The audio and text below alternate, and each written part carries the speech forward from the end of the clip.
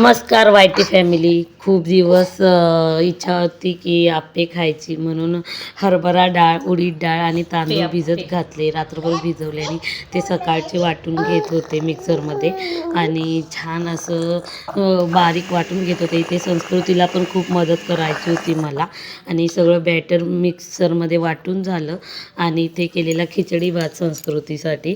इथे सांबरसाठी सगळं कुकरला लावलेलं डाळ वगैरे आणि बॅटर खूप छान असं फर्मेंट झालेलं, उन्हात ठेवलेलं आणि गरमीच्या दिवसांमध्ये खूप छान फर्मेंट होतं पीठ. आणि इथं आप्यांचा तवा होता, त्यात गरम केला तवा, थोडा तेल टाकलं आणि बॅटर टाकून घेतलं आणि छान प्रकारे असे आप्पे निघत होते. तर इथे बघा मस्त आप्पे इतके क्रंची पण झालेले, सॉफ्ट झालेले.